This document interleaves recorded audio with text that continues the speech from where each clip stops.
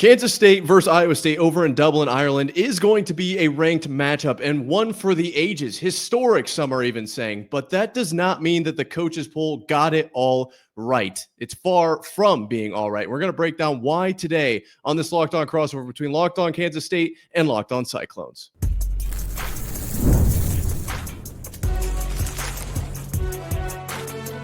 You are Locked On College Crossover, part of the Locked On Podcast Network. Your team every day. Hey, Christian, feel that beat. I am Nick Marvitz, host of Locked On Cyclones, and with me today is Christian Rao, host of Locked On Kansas State. We are going to be breaking down everything around the Farmageddon rivalry as it is Farmageddon Friday. We're starting with the coaches poll and where Iowa State and Kansas State are starting off the season in this preseason poll. Obviously historic for the across the pond matchup, but also meaningful in the Big 12 championship race. Then we're going to talk about Fitzpatrick. George Fitzpatrick for Kansas State is ruled out, at least I believe so. We're going to have a little bit of a breakdown from Christian Rao, a little bit deeper breakdown on that in the second segment, what that means for Iowa State. And then finally, we're going to talk about the potential for college football red zone. That could be very, very interesting. I can't wait to dive into all that and more. But first, Christian, we got to start with the coaches poll because this has got the attention of literally every single person that is really a fan of college football at this point. I don't know if you are in the same boat that I am. I think they got some right. I don't know if they got everything right. There are 25 spots. Really quick before we dive into this, today's episode is brought to you by FanDuel. Right now, new customers can get $150 in bonus bets when your first $5 bet wins. I said earlier this week, 25 is hard. It's hard to get 25 questions right? If you give me a 25 question test, I'm gunning for 20. Like, that's a solid B right there. I don't know if they got 20 right even on this coaches poll, putting Kansas State at 20 and Iowa State at 22. I'll let you kind of roll with this here and then bounce it back. What's your biggest gripe with the coaches poll, this preseason poll? Yeah, it's interesting, right? That we see so many Big 12 teams, but they're at the bottom of the top 25. I think that's the first thing that came to mind, with the exception of Arizona State, who find themselves in the top 12, which makes sense because they were in the college football playoffs last year. You only see Kansas State at 20, Iowa State 22, BYU at 23, and Texas Tech at 24. It's interesting. That's what I will say there. And you're right. You're going to miss some up here. And I'm surprised BYU is still there just because of the Retzlaff news. They have a lot of faith in them. Look, I think BYU can still be a really good team, but I'm surprised they still got a top 25 nod from the coaches poll right off the bat. But looking at Iowa State and Kansas State 2022, going back and forth, I'm going to be honest with you. I'm surprised that's not flipped. You guys were in the Big 12 championship game last year. You won the Pop-Tart Bowl game last year. Now, you did lose some big wide receivers, and that's probably why the coaches are like, maybe that's why. But otherwise, Kansas State sitting at 20, I'm not too upset about that. It gives enough room to grow, enough room to play with a chip on their shoulder, and not to have a hot head heading into Dublin. I am really excited. This is a ranked game heading into Dublin. It's the first ranked game in the Dublin history, and only the second ranked game ever internationally, going back to 1993 Tokyo, which I believe was Michigan State and Wisconsin. If I believe that's what I had in front of me. But yeah, an interesting matchup that we get for Dublin. Only got that much better because now they're going to have numbers next to their name on the scoreboard. Yeah, definitely. Numbers that aren't the actual score. And before we dive too far into this, those of you listening and maybe even watching, if you're here on YouTube, make sure you hit subscribe because it is completely free. You probably noticed Christian a little under the weather today. So we really appreciate everyone in the comments. Drop a, hey, shout out Christian, whether or not you're for or against Kansas State, because this dude showed up every single Friday, no matter what, sick or completely well. And you know, when we, I just really want to get that out of the way. When we look at this top 25, Arizona State getting in the top 11, top 12, whatever, I think that makes sense. I'm not really arguing with that per se. I don't love, and we talked about this on the squad show. It came out yesterday. We talked about this when Drake and I did a crossover earlier this week. It really does feel like they just threw all the Big 12 teams in at the end. Like they were just like, all right, we're working on this group project. It's looking together. It's coming together really nicely. We got some Big 12. We got some SEC. Ooh, throwing an ACC, throwing Clemson at 6 there. This is looking really nice. Oh, shoot. Do we need to put any Big 12 teams in here? Like, is that something we look over at the professor and the professor's just like, Yeah, unfortunately you do. And so they throw in a couple guys at the end there. Obviously, Kansas State at 20. We've kind of said this, but to reiterate, Iowa State at 22, BYU 23, and Texas Tech 24. Literally right in succession there, 22, 3, and 4. And then Kansas State just outside of that at 20. And I, from what I saw, it's Texas A&M and Iowa State that are tied at 21 and 2. So really 4 straight a kind of Big 12 teams in there. To me, that feels like it's disrespect towards the conference. I'm not going to get too far into where is Iowa State. Is it accurate? Is it not? It's preseason. These could be the least accurate rankings of all time. To me, it's just about perception of each team in the conference. And I said for Iowa State, this worries me come the end of the season, because now how many games does Iowa State have to win to essentially earn the trust or the respect of the committee going into the playoff? Can they get in at 10 and 2, or I would say at 9 and 3, they don't have a chance if you start at 22, because you have to crawl your way up, as opposed to an Arizona State that might be able to lose 3 games just depending on the situation, what team, when in the year, by how much. There's so much that goes into these games, but at 11, you've got further to fall and a lot more cushion. What do you think of Kansas State being ranked 20? You obviously mentioned, like, I'm kind of bouncing the exact same question back to you, but in a different way here. You mentioned, like, not enough to really get in their heads, but enough for a chip on the shoulder from the other angle of actually trying to make the college football playoff. Do you think this will have an impact? Because ideally, if you're ranked 1, like, then you have the most leeway, but you also have the most to lose. So I could see this from both sides. Yeah, let's remember to let's remember too that this is the coaches poll from USA Today. It's not the Associated Press poll that we get every week, and it's not the college football playoff poll that starts later on in the season. So they might be 22 right now, but week 8, when they are, Kansas State's either 7-1, 8-0, same thing for Iowa State. Basically, whoever winds up winning at Dublin, it could be a completely different ballgame for them. So just something to keep in mind on that behalf. I'm with you, though. Putting the Big 12 towards the bottom is definitely, I think, a knock towards the conference. I don't disagree with that whatsoever. But I think it could also mean one other thing, something that we always talk about all the time, that you just cannot predict this conference. You can't. Yeah. It's impossible. The parity from top to bottom is absolutely insane. And maybe you're just saying, we know that there's going to be multiple teams that are good coming out of this conference. We just don't know any of them are going to be elite, where we're talking about them week in and week out as an at-large bid. And that's why we're only going to put them on the bottom line here. Maybe that's the case. I don't know. But I will tell you this. When the college football playoff polls come out and the final one comes out, 2 Big 12 teams will be in the top 12. We will have 2 teams in the college football playoffs this year. I absolutely agree.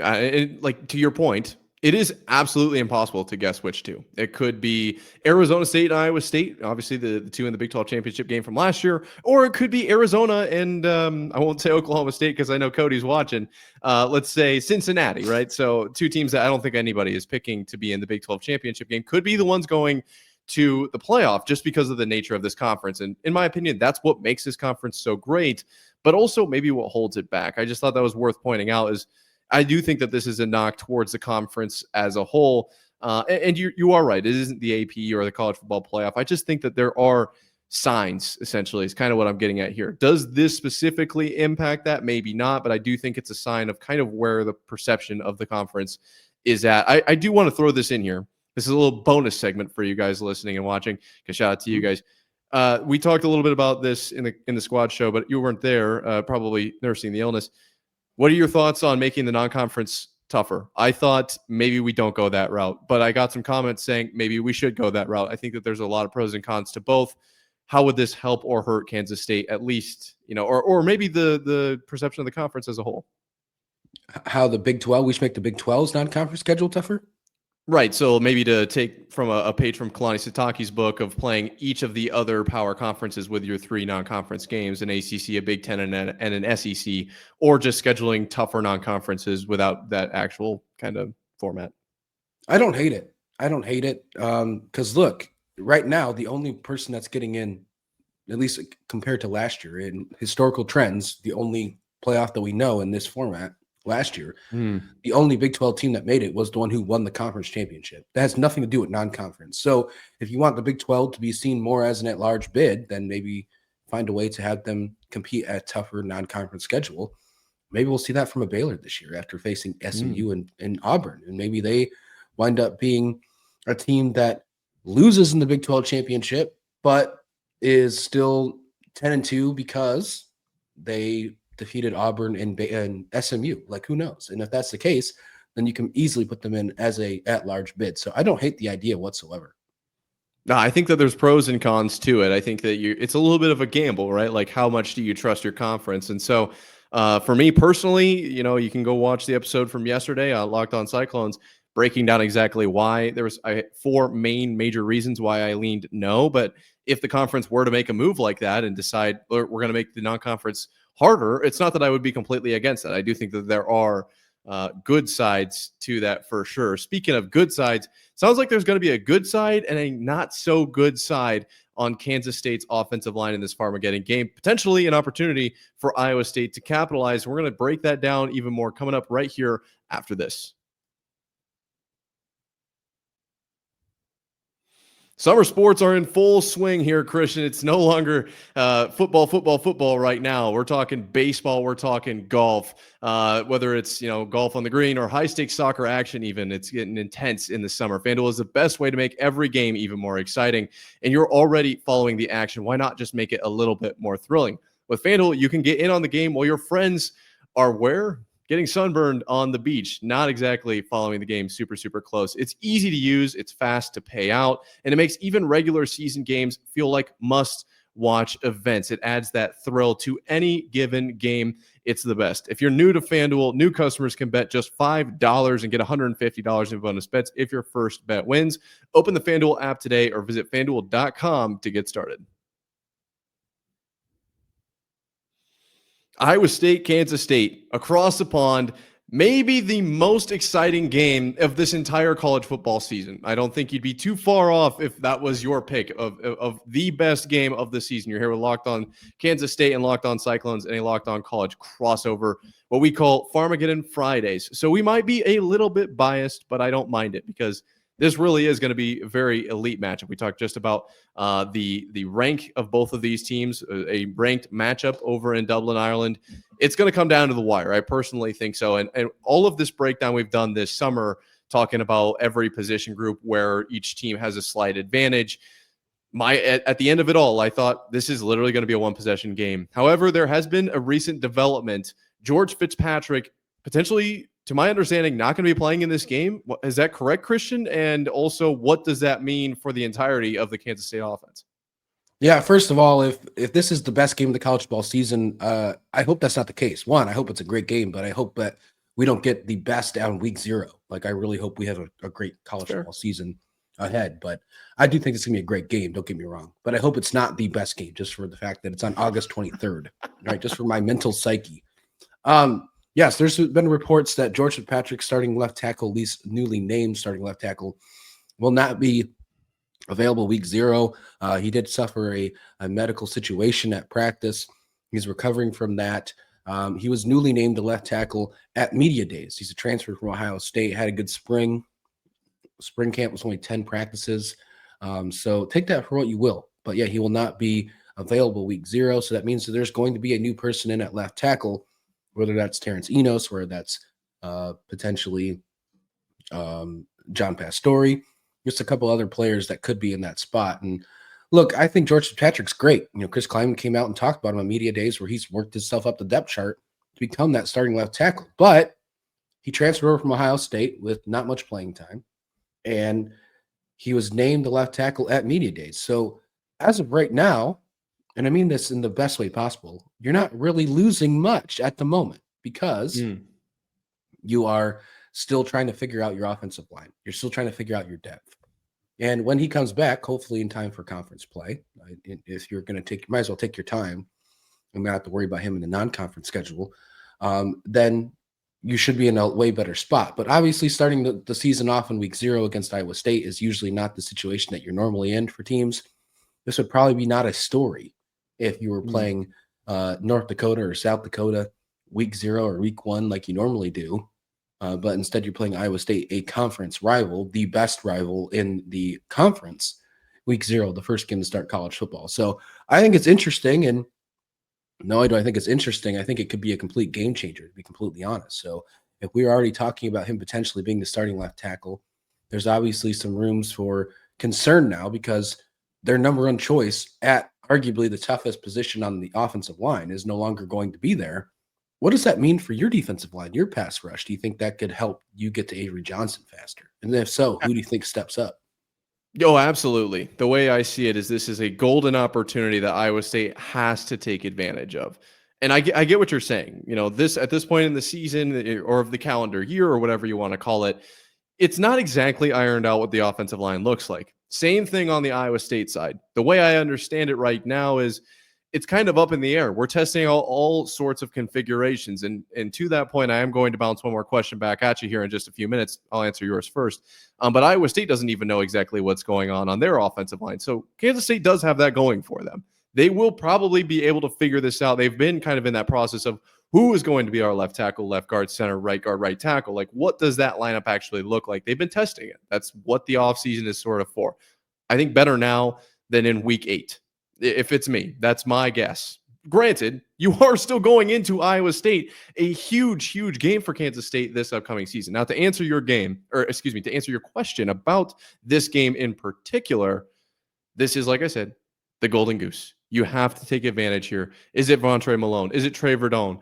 Is it Kamari Moore? Is it Tomatoa McDonough? Like, there are Dominic Orange, like so many guys. Obviously, Dominic Orange more on the interior, but who knows? Maybe we bring a few linebackers off the edge as well. Like, I think Iowa State has to game plan for this and try to get out to a lead on the offensive side of the ball early. If you can make Kansas State have to pass, that then you can leverage that potentially an experienced left tackle or potentially underprepared left tackle, right? If Kansas State is able to stay close or get ahead early and able to run the ball, I don't think they'll suffer as much from the left tackle being subbed out. I think you have to get into a position early, which is not what I thought was going to happen in this game from Iowa State's perspective. This is a little bit against what I've been saying. If they can get out ahead early and force Kansas State to pass, that's where I think that they're probably their strongest now. Previously, I thought just hang on defensively, allow the offense to get into the rhythm of the game. It'll be the first game without Higgins or Knoll. Like, we can really find out, where is the ball going through the air? Are we going to rely on the run? What's the weather look like? Is it obviously adapting throughout the game? Rain early, rain late, potentially. Who knows? There's all these kinds of situations, right? You can find yourself in any one of those. And I thought if you lean on the defense early and strike late offensively, that's where I thought Iowa State was going to thrive. Now I think it's the exact opposite. I think they need to get out early and force Kansas State to pass. Maybe it's Tomatoa McDonough off the side. We've only heard that this guy is an athletic freak. I think he can get it done. Maybe he's not the guy that's on the left side, or I guess on the right side of the Iowa State defensive line, but you get what I'm saying. Could be any one of those guys. Probably not Dom. Probably not Big Citrus, but it might be. Who knows? Maybe we got a special package just for this exact situation. I will say I know Iowa State hasn't, to my knowledge, been planning for the Kansas State game yet, so that is maybe to Kansas State's advantage, maybe not. I don't know. That you kind of got to take that how it is. I assume it would be an advantage to Iowa State. Last question I've got for you here on this front is, I said probably better now than in week 8 because the team isn't used to Fitzpatrick being on the line, right? The line isn't used to how Fitzpatrick plays. Flip it the other way. Can Kansas State actually suffer from this because they will spend a few weeks getting ready for conference games without Fitzpatrick? Then you try to plug in this guy who might be the best option, but he's not used to how the rest of the offensive line plays. I know this isn't about Farmageddon, but does this impact Kansas State down the road? It could, but I would say no. I would say that I'm with you. Now, you don't obviously want this to happen at all. And for the record, he's doing much better. Coach Kleiman said that he's back in Manhattan. He's been at the facility a handful of times. He's just day-by-day basis. He doesn't have a timetable, but he's doing a lot better. That's what he said at one of his pressers this last week. And I think it's better that it happened now, if it's going to happen at all, because you have a lot of offensive line transfers, and you want to be able to get them the time that they can prove that they are ready to be on this team and be in the rotation. Look, this season's longer than any other season that they've had over the past 4 or 5 years. Same with you. Starting week 0, starting spring a week early, starting fall a week early. And if they get to the college football playoffs, you're going farther into the season. So depth is going to be important. I assume by week 8, there's probably going to be another offensive lineman, most likely injured. So having this one taken care of, hopefully, and handling it later on I'd rather have it happen now, personally, although it's going to be tough because you need everybody firing all cylinders against Iowa State. Yeah, no, I think we're in the same boat. Like, you wouldn't want this to happen ever. I was just curious what your thoughts were potentially on the offensive line is so finicky. Like, you never are really able to nail it down. It feels like it's one of those positions that it just has to be just right. Like at 211 degrees, it's not boiling. But at 212, we found it. 1 degree difference. That being said, let's talk about something else that's red hot in the college sports world right now. Red zone. Could that be coming to college football? We'll talk about that coming up right here after this.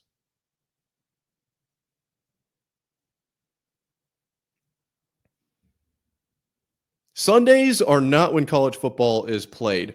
Here at Farmageddon Fridays, Locked On Kansas State, Locked On Cyclones crossover, college crossover, I suppose. We are still fans of the NFL and Red Zone. But what if it came to college football? What would that mean for the viewing experience? I guess maybe for you and I, or all of the fans out there listening, hitting subscribe, commenting down below, doing their due diligence, watching their favorite show first thing every single day. Shout out to you guys. I believe it was Roger Goodell that threw this out there, the opportunity, the idea of a college football red zone. I do believe, to my knowledge, this was kind of brought about by the purchasing of some NFL rights by ESPN. It's pretty dicey. I didn't get to quite read all of the article, but I'm more focused on the concept of a college football red zone. What do you make of this? Would this be awesome? Would this be not ideal? I do think that there's people on both sides of the fence here. So where do you lie, Christian? Yeah, it'd be interesting, right? And yeah, for the record, NFL, ESPN came to a partnership. ESPN now has some rights like NFL Red Zone to be on ESPN. Also, they did get the rights to Red Zone. ESPN owns the rights to the naming of Red Zone. So that's why that came up, and Goodell hinted that in an interview that they had the rights. They can do that for other sports. And he hinted, of course, college football. And in the back half, I think the NFL now owns like 10% of ESPN or something like that. I think it's interesting. I really do. I think the only way you'd be able to do it is you'd only be able to use ESPN's games, right? Like you wouldn't be able to pull in like the games that are on Fox, Big Noon. You wouldn't be able to pull in the games that are on CBS. But all the games that are on ESPN or the Disney channels like ABC, things like that, ESPN Plus, which is plenty on a Saturday, you'd be able to pull those in for a game day, or excuse me, for a red zone. What would be really interesting, though, is who would be the host. Like initially, you'd think, because of ESPN, you think Pat McAfee would probably be the first choice, right? Yeah, that would definitely be one of the first ones. I saw a proposal that someone on the internet made of Stephen A. and Pat McAfee. That would be a dynamic duo. I don't even know if a duo could run a red zone. There's so much going on at any one time. I feel like it'd be a lot for two guys to have to handle. It's kind of like, it's if you got one guy to do the job, it's like takes half as long as two guys, whatever that saying is, something like that. It's a reference to the workplace. Can we clone Scott Hansen? Can we do that? Because there's no way he could do it. There's no way he could do it 2 days in a row. But if anyone could, though, it would be Scott. I will say that the way he works is, I don't think it's human. So if anyone could do it, it'd be Scott. If we could clone him, I think that's option number 2 behind him doing it back-to-back days. Option 3 is probably you, Christian. I think you're probably up for that job. I heard a couple rumblings. I put in a good word, of course. I thought you were pretty capable of that. No, as far as the concept of a college football red zone, I think that there is potential for that, but we've also seen failed red zone knockoff attempts before. And I think that one of the main points is what games would actually be on that red zone. I think that's a really good point. Now, what market does it tailor to is another question. Could you try to snag a bunch of smaller schools? Obviously, like your big games, it's going to be tough to get rights to those. And do you really even want those on red zone? Probably yes. I mean, seems like a little bit of a not ideal question there, but you get what I'm saying is there are so many questions to have to answer, especially in college football where there are so many games. I think the worry for everybody right now is the ads, because red zone was 7 hours of commercial-free football, and now it's 7 hours of football, I think is what I don't even know what they say. They don't say commercial free anymore. It's just straight football is maybe what it is. I didn't watch last season, or once the ads broke in. I think that's maybe everyone's concern, and you don't want to end up in a situation where it's kind of the same as watching a singular game, but with maybe not your favorite commentator. I I think the concept is there, but until we can prove that anyone besides Scott Hansen can do this, I'm going to be skeptical. I believe the NHL has tried this. It went okay. I think that if I'm not wrong, they did this for the Olympics as well. It was like pretty good. It wasn't quite great. I think Scott Hansen's maybe the only guy that can do this, and maybe that's Roger Goodell throwing that out there to acknowledge, like, or make people think like the NFL is still like where we're at for a reason. I don't know if I would be watching a full red zone if it's not Scott, personally. Yeah, we've seen college baseball do it during the World Series run up and the playoffs, the regionals, and it's kind of interesting, and they get a lot of good support for it, but it doesn't happen just during the regular season. And then baseball, MLB does big inning, and they only do it like a certain amount of days of the week, though, so that's something to keep in mind. But I think it'd be fun to try. I think it'd be really fun to try, and yeah, you're right about the ads. But yeah, we'll see what happens. But I would be all for it. And hey, if they called and said, "Hey, we need you to host as long as you don't have the flu," I'd be like, "Hey, count me in." Oh, you'd kill it. I just know you would. You'd probably be a little bit, maybe towards Kansas State. That maybe that's a knock on your resume there. Me? Who, me? I know me personally. Like every time the Cyclones were on, I tell the producer, "Don't take them off the screen. I don't really want to watch any other game." Why are we changing to Ohio State, Michigan? Who is watching that? Nobody. Everyone is watching Iowa State, Kansas State. This upcoming game is going to be epic over in Dublin, Ireland. I know that they've already got stuff set up. I've seen some pictures and I've got people telling me that they're about to head over there. The environment is going to be absolutely electric. Thank you so much, everyone, for watching. Shout out to Christian for fighting through the flu there. Christian, do you have any last final thoughts on the game before? Because we are really counting down the days here. I'll give you one more shot. Is there anything on your mind about Farmageddon? Well, we only had 2 more Farmageddon Fridays until game time after this one. So keep that in mind. And then Kansas State just came out with their helmets. They got some Celtic stripes. Yes. Looks pretty good. It's not as fancy as I thought we were going to go, but still pretty nice. So I'll take that. Yeah, the helmet game is, I've heard, what wins and loses games. So the way I personally perceive Iowa State's uniforms, they're very important to me. So anyway, be sure to hit subscribe. Be sure to hit like down below. Leave a comment. What did you think of College Football Red Zone? What do you think of the the preseason poll? I'm interested. I'm always interested at Locked On K-State or at Nick_Marv on Twitter as well. Until next time, Cyclone and Kansas State fans, stay safe out there. I feel like the stripe on the helmet might be too much for Kansas State. I don't know. Well, at least we'll actually use our team colors.